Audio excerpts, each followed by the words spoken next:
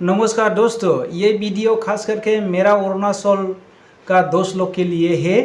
अरुणाचल भी कुछ साल के बाद बर्बाद होने जा रहा है। जैसे कि हम लोग देख सकता है, आर्टिकल 370 हटने का बाद में जम्मू कश्मीर में उद्योगपति लोग, धनपति लोग उधर जमीन खरीद सकता है। कुछ साल के बाद हम अभी स्टडी करने से मिलता है, जितना भी टाउन एरिया है, सिटी एरिया है, इसमें देखने से जितना भी देखता है हारेंग आदमी लोग को ज़्यादा देखता है। हारेंग जैसे कि दूसरा जगह से गया वाला आदमी लोग को ज़्यादा देखता है। अभी जितना भी आदमी लोग को इन लोग अभी बोठार में डाल के ले रहा है, नाम भर्ती करके ले रहा है, लेकिन कुछ साल के बाद क्या होगा उसको स्टडी क्या नहीं है। अरुणाचल भी बर्बाद हो जा रहा है। अभी इन लोग स्टडी करके कौन सा बोठार सही है, कौन सा आधार कार्ड सही है, उसको बिना देखते हुए सिर्फ आधार कार्ड देखने से, फोटो देखने से हो जाएगा बोल के अभी लगता है। बहुत बांग्लादेश से भी अरुणाचल में ही ऐसा लगता है, लेकिन उसको सोच के देखता नहीं है। अरुणाचल में बहुत लेबर का शॉर्टेज है, इसके लिए कोई स्टडी नहीं करता है। जो कुछ साल के बाद क्या होगा उसको कोई पता नहीं है। इसलिए हम सबसे पहले आप लोग का बीच में भविष्यवाणी करके बता रहा हूँ, कुछ साल के बाद उधर भी जनरल सीट निकालने वाला है। जैसे कि हम लोग का इंडियन से जाके कनाडा में एक एमएलए है, इसी तरह कोई जनरल सीट निकालने वाला है अरुणाचल में भी। बहुत पॉपुलेशन को देख के बर्बाद होने जा रहा है। इसीलिए जितना भी स्टूडेंट यूनियन है अरुणाचल का और जितना भी संगठन है अरुणाचल का, ये वीडियो को जितना मिलेगा आप लोग शेयर करो और स्टडी करो। और किरण रिजिजू नरेंद्र मोदी को भगवान मानने वाला, हम लोग का असम का सीएम नरेंद्र मोदी को भगवान मानने वाला, इन लोग कभी भी देश के लिए नहीं है, अपना स्टेट के लिए नहीं है, ना ये सीमा के लिए कुछ बोलता है, ना अरुणाचल का डेवलपमेंट के लिए कुछ बोलता है। ये चाइना बॉर्डर को किसके आ रहा है, थैलते आ रहा है, उसको बोलना था, लेकिन ये सब कभी भी बोलेगा नहीं है। ये अमित शाह हो, राजनाथ सिंह हो, कोई अपना देश का सुरक्षा लिए इन लोग कुछ बात बोलने वाला नहीं है। इसलिए दोस्त लोग जरा सोच के देखो क्या होने जा रहा है। और हम लोग का असम तो बर्बाद हो गया।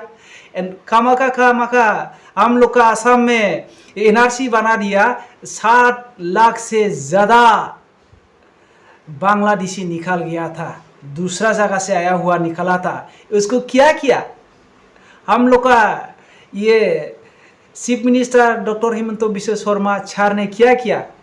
आप लोग बेहतर, मुझसे भी बेहतर मालूम है। इसलिए आप लोग ज़रा सोच के देखिए अरुणाचल में क्या होने जा रहा है। ना ठीक से चेक कर रहा है, ना बोथार ठीक से चेक कर रहा है, ना आधार कार्ड ठीक से चेक कर रहा है। जैसे कि आर्टिकल 370 हटने के बाद में जम्मू कश्मीर में हो रहा है, उद्योगपति लोग, धनवान लोग जमीन खरीद सकता है, प्रॉपर्टी ले सकता है। इसी तरह कुछ साल के बाद अरुणाचल भी होने जा रहा है। ये वीडियो क्लिप देखो, बहुत दूसरा जगह से भी आया हुआ, मुस्लिम हो, हारेंग आदमी लोग हो, ट्राइबल लोग हो, जनरल कास्ट का आदमी लोग है बोल रहा है। इन लोग अपना राजगद्दी के लिए अरुणाचल का को भी बर्बाद करने के लिए जा रहा है। आप लोग कमेंट कीजिए और जितना ही हो सकता है इतना आप लोग ये वीडियो को शेयर कीजिए। आप लोग देखते जाओ किरण रिजिजू क्या बोल रहा है। और आप लोग देश के लिए सोचने वाला मोदी क्या है, इसके लिए आप लोग डिस्क्रिप्शन में एक वीडियो रखा हुआ है, उसको आप लोग देख लीजिए। हम लोग का देश क्या होने जा रहा है इसको बताइए।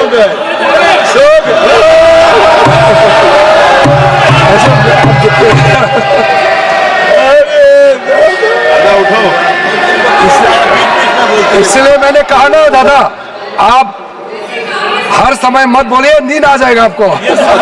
अब हम लोग सब यहाँ मेंबर ऑफ पार्लियामेंट है। हमारे कॉन्स्टिट्यूंसी में हर धर्म के लोग हैं। अभी ये दादा बोल रहे थे कि मेरा कॉन्स्टिट्यूंसी मुसलमान है क्या। मेरे कॉन्स्टिट्यूंसी में बहुत मुसलमान वोटर है। इसको बताइए।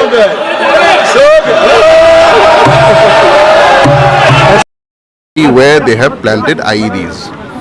So we, from our police side, we have thoroughly searched all 8 locations. Out of these 8 locations, in 6 locations we could not find any suspicious object. But in 2 locations, one in Panbajar area and the second one is in Gandhi Basti, we found 2 objects. Those are IED-like objects where there are circuits, there are detonators, there are substance, there are batteries, but the ignition mechanism is absent, triggering mechanism is absent. So মই মাত্ৰ এটাই অনুৰোধ কৰিম যে টাটাই অসমত semi conductor industry আনিছে আৰু বহুত অসমলৈ বিনিয়োগ আহিব। বহু বছৰৰ মূৰত অসমখনে অলপমান বিকাশ আৰু প্ৰগতিৰ মুখ দেখা পাইছে। মই বোমা আছে নাই এই বিতৰ্কত নগৈ মই আলফাৰ সেনাধ্যক্ষ পৰেশ বৰুৱা ডাঙৰীয়াক অনুৰোধ কৰিম যাতে কোনো কাৰণতে আমি অসমত এনেকুৱা পৰিৱেশ সৃষ্টি কৰিব নালাগে যাতে বিনিয়োগৰ পৰিৱেশটো নোহোৱা হৈ যায়। মুখ্যমন্ত্ৰীয়ে কৈছে যে তৰুণ গগৈ ডাঙৰীয়াৰ মতে গুৱাহাটীৰ বানপানীৰ কাৰণে যোৰাবাট আৰু অখিল গগৈ জগৰীয়া এইবুলি আজি বক্তব্য দাঙি ধৰিছে। কিন্তু অসমৰ মুখ্যমন্ত্ৰীৰ যিহেতু সাহসটো কম, গতিকে তেওঁ মোৰ ওপৰত ব্যাখ্যা দিবৰ কাৰণে সাহস নকৰে।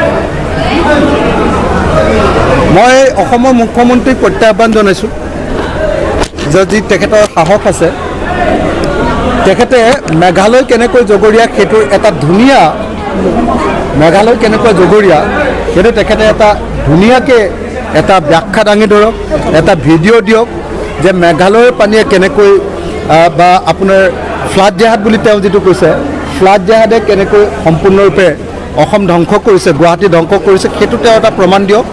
কিন্তু মোৰ মতে মানে মেঘালয়ৰ পানী নামি আহি নেশ্যনেল হাইৱেত যোৰাবাটত য'ত নামিছে তাত ড্ৰেইন নথকাৰ কাৰণে, উপযুক্ত পৰিমাণৰ ড্ৰেইন নথকাৰ কাৰণেহে গুৱাহাটীত বানপানী হৈছে।